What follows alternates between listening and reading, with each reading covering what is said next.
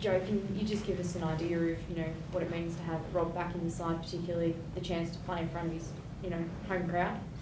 Yeah, I'm sure you'll get the chance to ask Rob himself. He's just happy to be back, trained really well today, and we're happy to have him back, obviously. I did think that Nick Champion de Crepney acquitted himself incredibly well in a furnace last week, making his Test debut.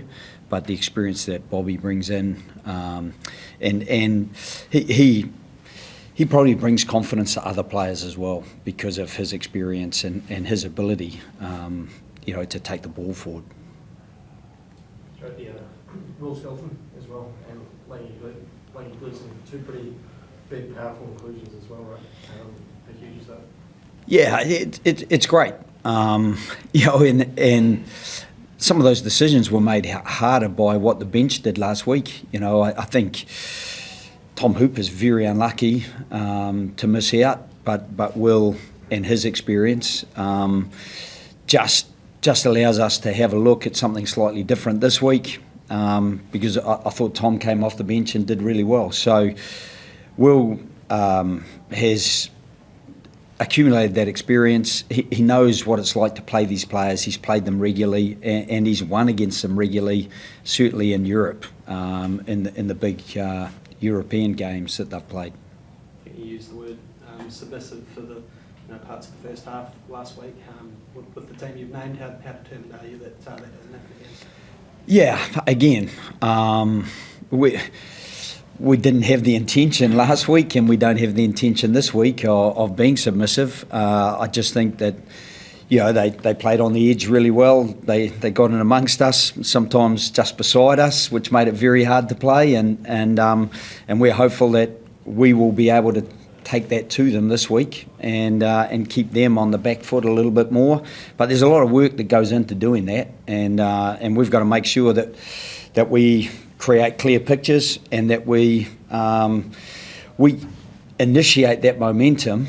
One of the things last week we didn't quite get some of the line-out platforms that we used to, and you can initiate a little bit of momentum from those, and when we didn't get that, we were a little bit static, and then it's very hard to reignite that momentum if you don't get it initially.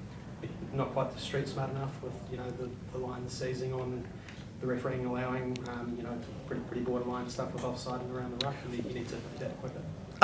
Look, it is what it is, and that's an adjustment that experience gives you. You can adjust in game. I don't think we're naive by any means, but we're learning. And last week was a fantastic learning opportunity for a 10 who's having his first Test start, and a guy who's making his Test debut. Those guys, and even for some of the new guys, the guys like Joseph Suali'i and Max Jorgensen, Harry Potter, amongst them, they might have 10 caps between them. So for those guys, every time they get to go out against such a strong opposition, I think it's a fantastic opportunity for them to get a bit of growth, and also just to acquit themselves and grow their own self-belief that they can compete at that level. Would you like to see your team be a bit more aggressive, like I guess the First Nations Pacifica team kind of showed, I guess, what you can do when you're a bit more combative? Did you feel like your team was a bit nice, I suppose? Yeah, we don't want to be nice, and we don't want to be submissive. I think one of the risks, I thought the First Nations Pacifica team did a fantastic job, but after 31 minutes, they've conceded 13 line breaks. If we do that in a Test match, we could be a lot further behind than the FNP team were on Tuesday evening. So we've got to make sure we get the balance right, that some of that aggressive line speed that they brought, we've got to bring that, but we've also got to make sure that it's connected, because when you leak like that and they can play in behind you, then it's very hard to get back in front of them. So 13 line breaks to 2 after 30 minutes, we can't afford to have that stat. Joe, with the 6-2 bench split, was there the thinking you're around forward heavy bench? It's not forward heavy, it's replacements for guys who are coming back from injury. We know that we've got Will Skelton, Bobby Valentini and Langy Gleeson all coming back from injury. So we're just trying to cover that as best we can, and we feel like we can cover the backs with some versatility amongst the guys that we've got there. And we mixed it up a little bit at training today. Now, again, it's very difficult because we've had 3 or 4 weeks together after a 7-month hiatus, so it's very difficult to suddenly factor a whole lot of changes in.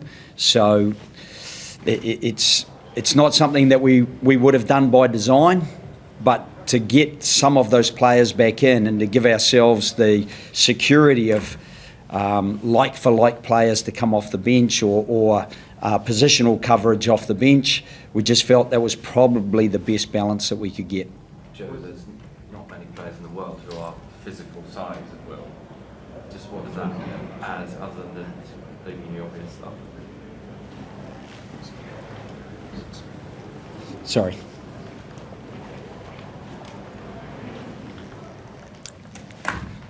Could we just go again? Yeah, sorry. Is that all right? I'm just saying Thanks. There's not many players in the world who are as big as Will is. So what does that give you, other than the obvious stuff of just physicality, I guess? Yeah, I think one of the key things with Will is he's a very calm influence. He's a big man. He's big-hearted as well. Hopefully not on Saturday, but his experience and his history of being involved in successful teams, particularly with La Rochelle in Europe, I think it just gives other players confidence.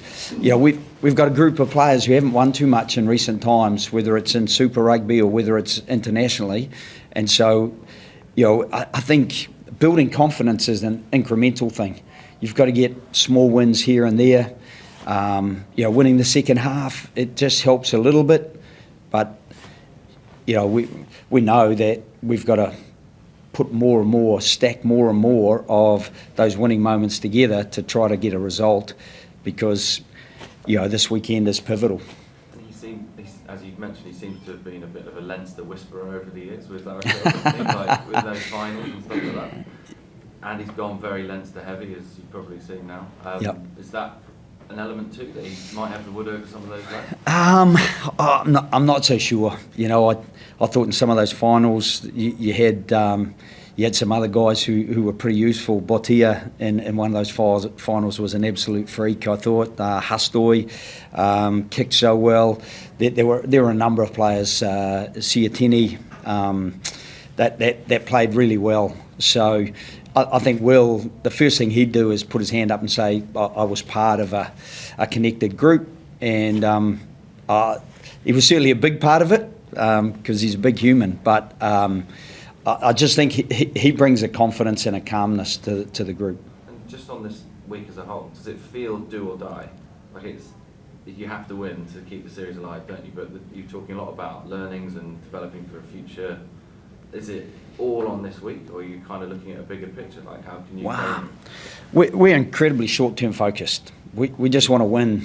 We just want to train well today, and then we want a really good captain's run, and then we want to stack enough good moments to be right in the game next week, this weekend. So, you know, next week we can't control. So all we can do is stay short-term focused, and we've got a long-term plan, you know. But somewhere along that, you can't suddenly say that you're going to have an experienced 10. That has to be a longer-term plan. We're not going to expect the same thing from Tom Liner and Finn Russell, because Finn's been at the top of the game for so long. So those are some of the things that we don't necessarily balance off against the opposition. We've just got to stay focused on ourselves and our growth, and try to accelerate it as best we can, because we don't really control anything else other than our preparation and then how we build our confidence to perform. Is there a time, with all the teams you coach, is there a time in the team's development where they need to just deliver a big victory? Like, this would be enormous, wouldn't it? 100,000 odd at the MCG, level the series, like, as marquee statement victories go, it would be bad, wouldn't it? Yeah, I'd certainly love that to happen. I guess I would never be outcome focused, and I've been lucky to have been on the periphery of some fantastic outcomes over the last 20 years of coaching professionally, but this would be special inevitably, and it'd be special for this group.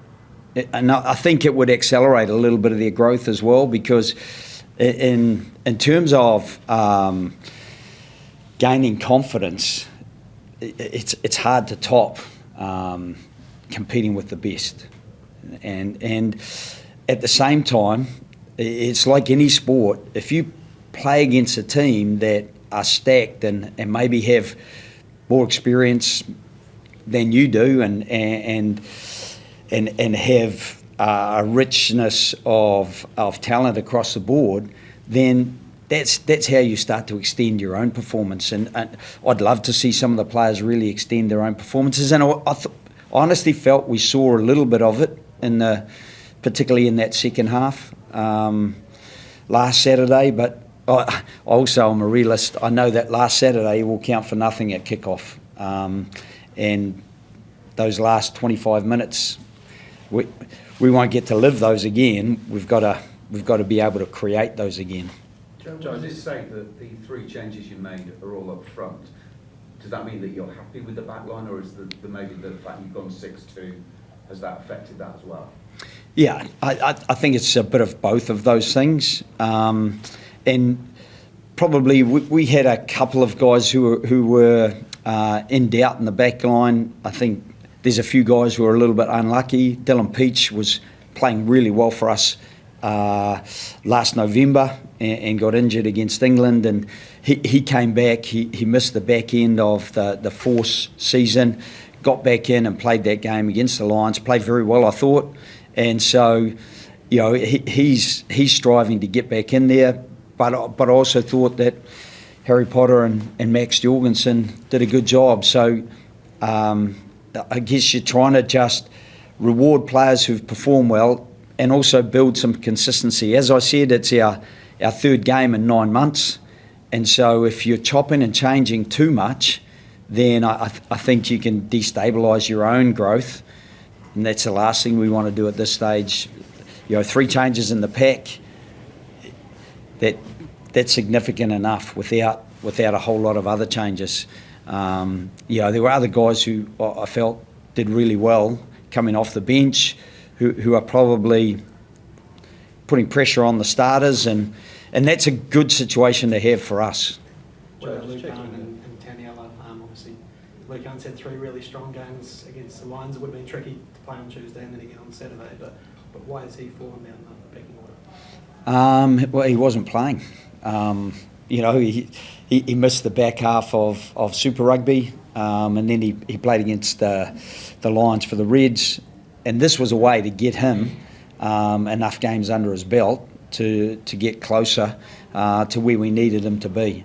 And you know, I've spoken to Lucan since the game, since the Pacifica game, spoke to him before the game, and you know, we've got him pretty close by. And to be fair, I thought Darcy Swain was very good as well. If you have a look back at the line out and around the field, probably Lucan captured the headlines, maybe, I'm not sure, but Darcy Swain did really well as well. So there's a couple of guys that we're certainly still in conversation with and can add value going further ahead and maybe even in the shorter term.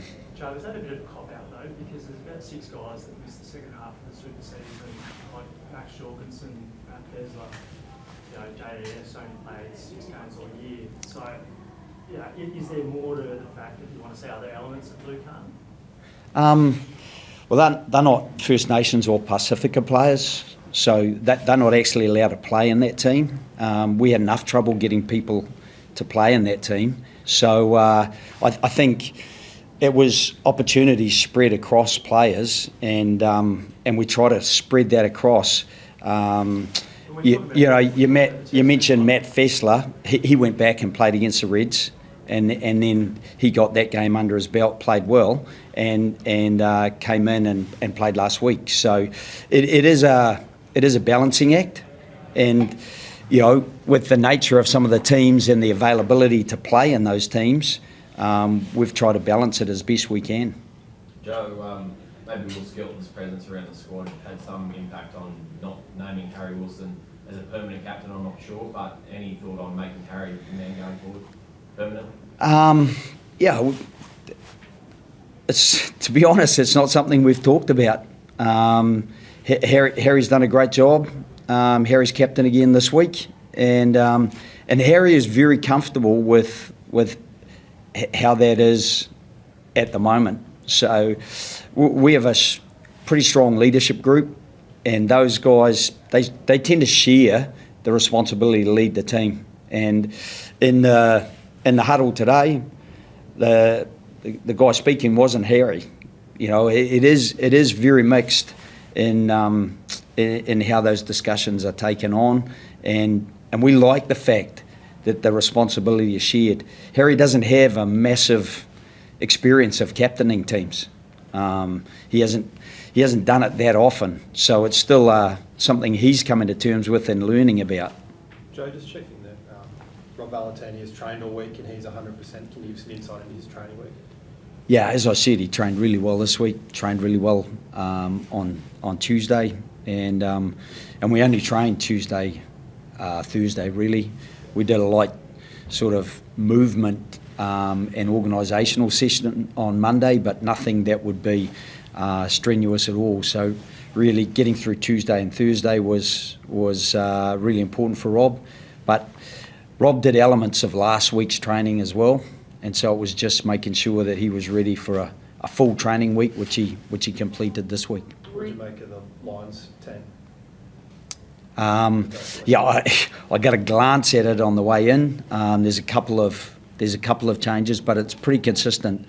I saw that Bundy was in at 12 ahead of Sione, but the back line was pretty similar. The forward pack, Andrew Porter in for Alice Genge, and Joe McCarthy, I think he sustained a foot injury. I spoke to Joe briefly after the game, and Ollie Chesham has come in there.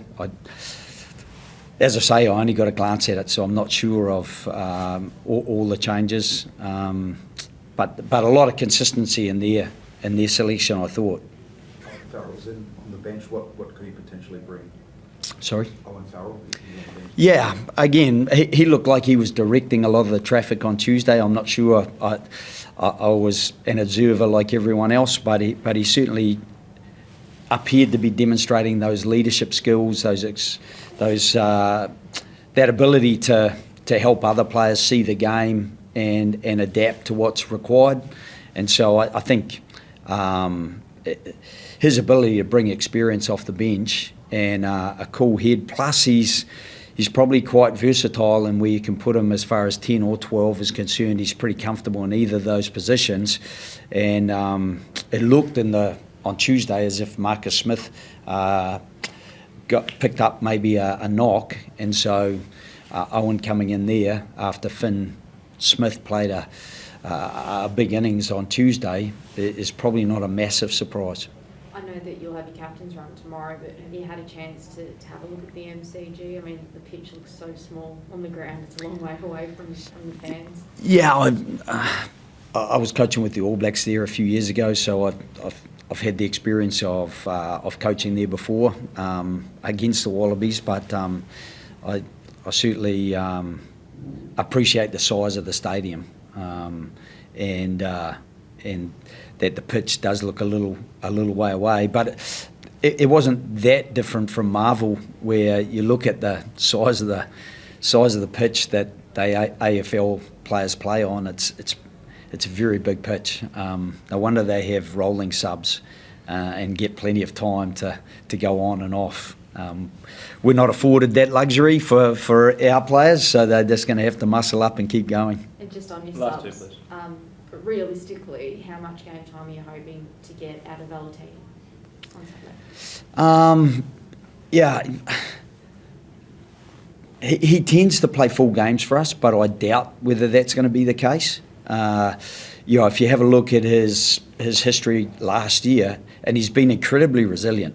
I think He's missed very few Test matches since he made his debut, and he's one of those players who finds a bit in reserve. So it will be very much we'll get to half time. We'll have a look how he's travelling, and then during that second half, just again see how he's travelling. We feel like with 2 loose forwards on the bench that we've got some cover there for him. So we'll be keen not to run the tank empty completely, because we feel we've got some good support to come off the bench. So we now swap to European referees for Test 2 and 3. How does that change things? It doesn't probably change it too much, because it's the same team of 3 or team of 5, or and for us, we just have to adapt to what they allow, and that's something that, again, as a less experienced team is part of the learning process, and while we see it as a pinnacle event, inevitably, when you have less experience, you are still learning, and that's something that we're trying to fast track as much as we possibly can. But we've had Andrea before against Ireland at the end of November last year, and what was a very tight game, against one of the top teams in the world, and so. I think we've just got to focus on ourselves, really. The referee, mostly they know the laws. There's one contentious one about taking a throw in front of the mark and what the consequence of that is. Harry had an idea of what not allowing it to go 5 metres was, and expressed that, but was told that wasn't the rule. But those are some of the things that Harry's growing in, and I thought that was really good from Harry. So that's one of the things that I think, having had experienced players in the past, and not necessarily even captain, like even when Johnny wasn't captain, I think he was a bit of a handful for referees, because his law knowledge was incredibly good. Don Donaldson, he covers 10 and 15, but is he also your 12, 13 cover for this season? We've got Harry Potter's played a fair bit of midfield, so we feel like we've got some midfield coverage there, and so Ben can cover the sort of back 3, and we can get some coverage with Harry in the midfield if needs be. Thanks all. Appreciate it. Thanks. I'll pop back with Angus and Tom.